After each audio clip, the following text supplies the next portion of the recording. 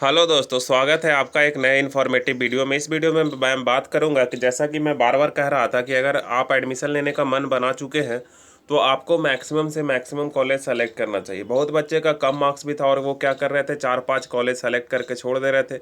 उन लोगों का ये कहना था कि हम जब 4-5 कॉलेज सेलेक्ट करेंगे तो कुछ उसी में से ना हमको अलॉट हो जाएगा। ठीक है, तो ऐसा नहीं है। मैं पहले की भी वीडियो में बताया था कि अगर आपका, जैसे कि हम एक बताए थे, एक हमारा वीडियो है जो आई बटन में आ रहा होगा कि कॉलेज कैसे अलॉट होता है। उस वीडियो में मैंने बात करा था कि अगर आप कम कॉलेज चॉइस करेंगे तो आप एडमिशन से वंचित भी रह जाएंगे। तो वो LNMU का इस बार साफ साफ नोटिस आ गया है। तो ये बात मैं पहले बता चुका था। मैं फिर से एक बार आप लोगों को क्लियरिफाई करना चाहता हूँ कि अगर आप ये तो नोटिस आप लोग पढ़ ही चुके होंगे, नोटिस वेबसाइट पे क्या है, अवेलेबल है। तो इस नोटिस में उन्होंने क्यों कहा है कि आप यहाँ पे मैक्सिमम कॉलेज को चयन करें। तो देखिए यहाँ पे क्या कह रहा है कि आरक्षण के आधार पे, और जो क्योंकि आपका विद्यालय में ही मेधा एवं आरक्षण यानी कि जो आपका रैंक है और जो आप जिस कैटेगरी में आते हैं उस आधार पे क्या होगा, आपको कॉलेज अलाउट होगा। अगर आपको सीट खाली नहीं रहा तो कॉलेज अलाउट नहीं होगा। तो इसी को मैं डिस्कस कर देता हूँ थोड़ा, क्योंकि बहुत बच्चों के मन में क्या है, कंट्रोवर्सी है कि हम कम चुनेंगे तो कम ही में हमारा अलाउट हो जाएगा। तो देखिए दोस्तों, यहाँ पे मैं पिछले दिन भी बात कर रहा था। मान लो कि एक बच्चा जो 100 लाया है और ये मान लो 5 कॉलेज चुनता है, तो इसको तो मैक्सिमम चांसेस है कि अलाउट हो जाएगा, है ना, क्योंकि इसका मार्क्स ज़्यादा है। लेकिन तब भी ये 5 कॉलेज चुन के भी अभी मार्क्स में रिस्क ना लो, क्योंकि ये 105 नंबर पे भी देख रहे होंगे। 105 नंबर पे किसी बच्चे का मान लो कि 80 के आसपास भी रैंक है तो किसी बच्चा का 150 के आसपास भी रैंक है ना। मतलब 105 पे लगभग 100 बच्चे भी हो गए। 70 से 80 बच्चे तो 105 पे हमको मतलब कि मोटा मोटी हम बता रहे हैं, इसमें एग्जैक्ट हमको अब याद नहीं है। मतलब इसमें फिर आप हमें कमेंट सेक्शन में कमेंट नहीं करने लगेगा, लेकिन आपको पता है कि 105 पे कितने बच्चे का मार्क्स है, रैंक है ना। 50-50 रैंक वेरी कर जा रहा है 105 मार्क्स में। ठीक है, तो अगर आप, हमारे कहना ये है कि अगर आप इस बार अपना मन बना चुके हैं कि हमको इस बार बीएड में एडमिशन ले ही लेना है। दो तरह के बच्चे, एक बच्चे है कि होगा तो लेंगे, ना होगा तो नहीं लेंगे। लेकिन जो बच्चे पूरी तरह से मन बना चुके हैं कि नहीं, इस बार हमको बीएड में एडमिशन ले लेना ही है, चाहे हमको प्राइवेट मिले या गवर्नमेंट मिले, हमको इस बार बीएड करना ही करना है, तो आपको मैक्सिमम कॉलेज चुनना पड़ेगा। आप कोई भी रिस्क नहीं लीजिए, क्योंकि कॉलेज चुनिए या ना चुनिए, आपको पैसा जो 1750 और 500 जो लगना था वो लग गया है। अब कॉलेज आप चुनिएगा तब भी उतना पैसा देना पड़ेगा, नहीं चुनिएगा तब भी पैसा देना पड़ेगा। तो क्यों ना हम चुन ही लें, है कि नहीं। तो आप देखिए, आप सबसे पहले अपना डिस्ट्रिक्ट देख लीजिए। आप सबसे पहले अपना क्या करिए दोस्तों, अपना डिस्ट्रिक्ट को आप देख लीजिए। कॉलेज आपको कैसे चुनना है मैं एक बार बता देता हूँ कि आप अपना डिस्ट्रिक्ट देख लीजिए कि आपका डिस्ट्रिक्ट कहाँ पे आता है। उस डिस्ट्रिक्ट के लोकल में जितना भी कॉलेज है उसको तो सबसे पहले आप चुन लीजिए, और उसके बाद डिस्ट्रिक्ट के आसपास में जितना आपके ट्रेवलिंग डिस्टेंस पे है, यानी कि जहाँ पे आपका बस वगैरह ट्रेन से आप आसानी से पहुँच सकते हैं, क्योंकि एग्ज़ाम देने के लिए, प्रैक्टिकल के लिए, कभी कभी क्लास के लिए या फिर बहुत काम के लिए आपको हमेशा कॉलेज जाते ही रहना पड़ेगा।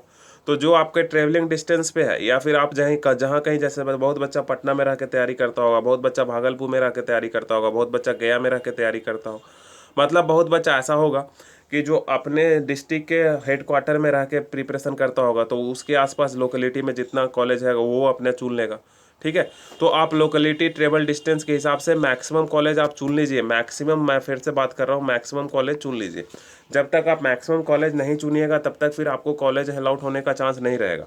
अब कॉलेज कैसे अलाउट होगा, मैं बहुत बार आपको बता चुका हूँ कि कॉलेज में क्या होगा, कुछ जनरल का भी सीट होगा, और कुछ मान लो कि OBC का भी सीट होगा, कुछ EBC का सीट होगा, कुछ SC का सीट होगा, कुछ ST का भी सीट होगा दोस्तों, और अदर कैटेगरी का भी सीट होगा। तो मान लो 100 सीट में मान लो 40 सीट जनरल का हो गया, कुछ EBC का भी सीट यहीं पे लिख लेते हैं, मान लो 10 सीट EBC का हो गया, OBC का मान लो कि 12 सीट हो गया, इसका मान लो 17 सीट हो गया। कोई दिक्कत है यहाँ तक तो बोलो, बोलिए दोस्तों। अब इसका मान लीजिए 10 सीट हो गया, इसका मान लीजिए 9 सीट हो गया।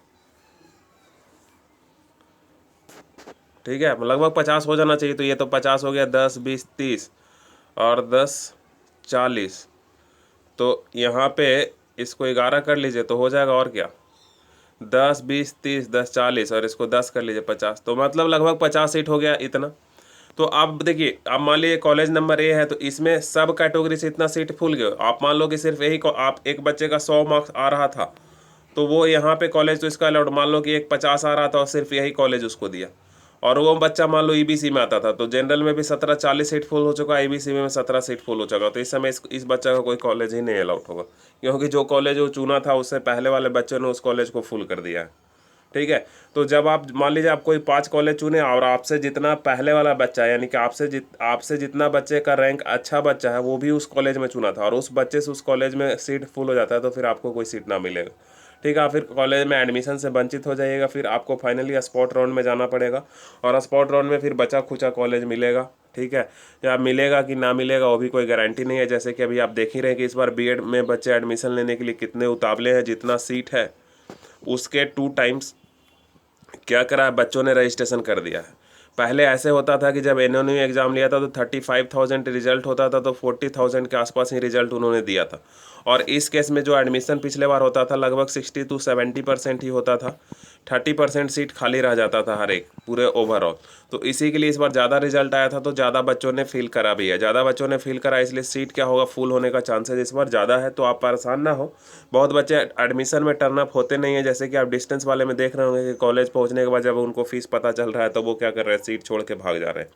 तो ये इसमें बहुत परेशानी होने का ज़रूरत नहीं है, आप बस मैक्सिमम कॉलेज को सेलेक्ट कर लीजिए और फिर आप परेशानी से निश्चिंत होकर बचे रहिए, है ना। आपको कॉलेज सेलेक्ट करना था तो 5 कॉलेज सेलेक्ट करके सबमिट कर देते हैं, फिर कमेंट सेक्शन में कमेंट करते रहते हैं सर हम तो 5 ही कॉलेज चुने हैं।